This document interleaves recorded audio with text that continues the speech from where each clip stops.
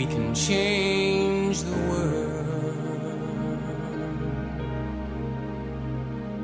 And I believe that change begins with you and me.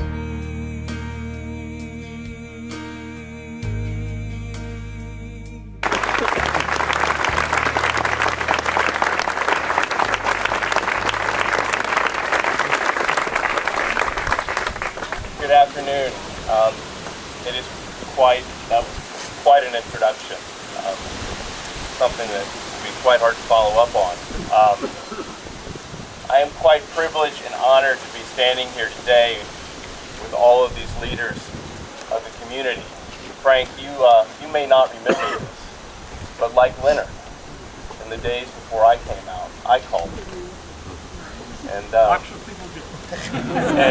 and you were a realist, you were a pragmatist, you gave me good counsel, and we hope to have you giving counsel until this policy is dead and buried. And I hope that's true. Today, I want to talk to you about Leonard Matlovich, the man,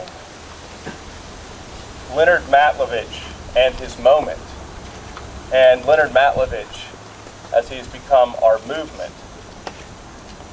It was 17 years before I came out that Leonard took his bold steps through the closet door. I never knew him personally, but I learned much about him in Randy Schilt's book and through my friends here that stand here today that knew him. He was an Air Force member in Vietnam, a Bronze Star winner, a winner of the Purple Heart from stepping on a landmine, and he served our country proudly and with distinction, rising to the rank of technical sergeant in the Air Force.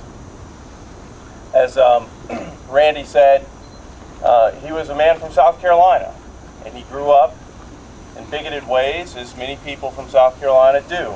I was from South Carolina as well, my mother's side of the family. But Leonard turned that on his head and became a voice against injustice.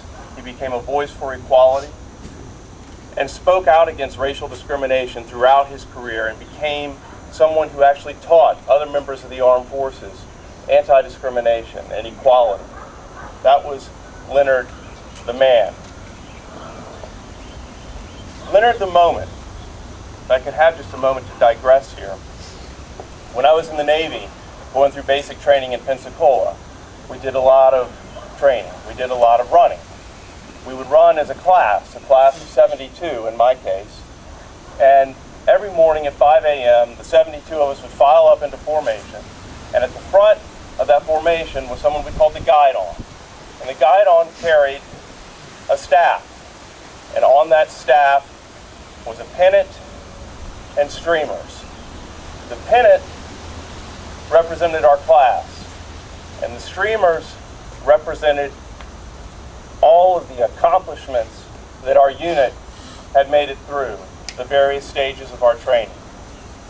And the guide-on would carry that staff and guide our class on those 5-mile runs at 5 o'clock in the morning.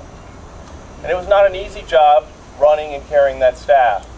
And as we progressed, the guide-on would pass the staff to the man behind him, who would then take the position as the guide-on and lead our unit throughout that run. And it would pass from man to man and man to woman and woman to woman throughout that run. In our community, in the gay and lesbian military community, that staff, that pennant, and those streamers lay on the ground for decades. Members of the armed forces looked at that staff with that pennant and all of their accomplishments as dedicated heroes, and no one picked it up. No one showed the courage. No one until Leonard Matlovich came along. And in 1975, Leonard picked up that staff, he picked up that pennant, and he picked up all the streamers that represented the hundreds of years of service of soldiers, sailors, airmen, and Marines, and he ran with it.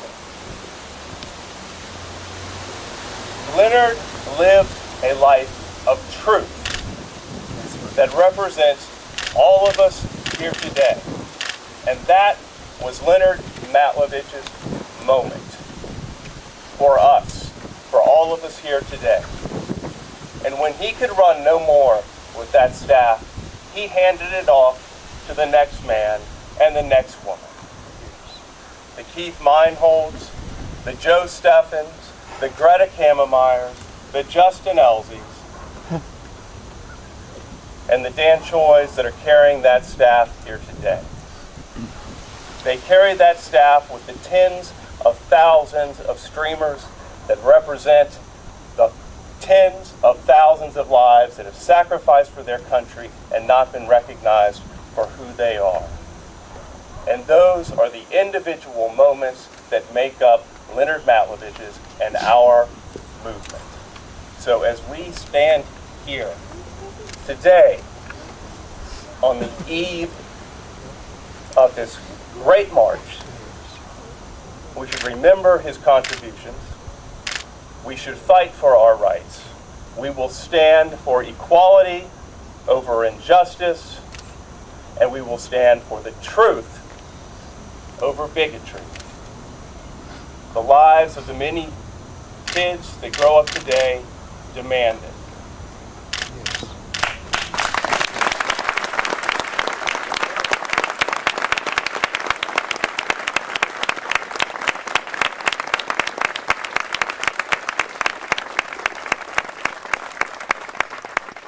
I want to thank you for having me here today. I want to thank my partner of 17 years who is with me here today. I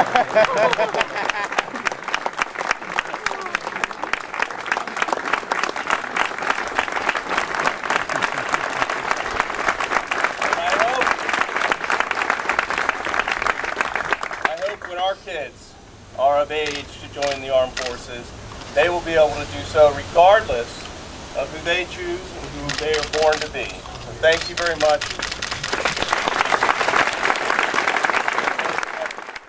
When I was in the military, they gave me a medal for killing 2 men and a discharge for loving one.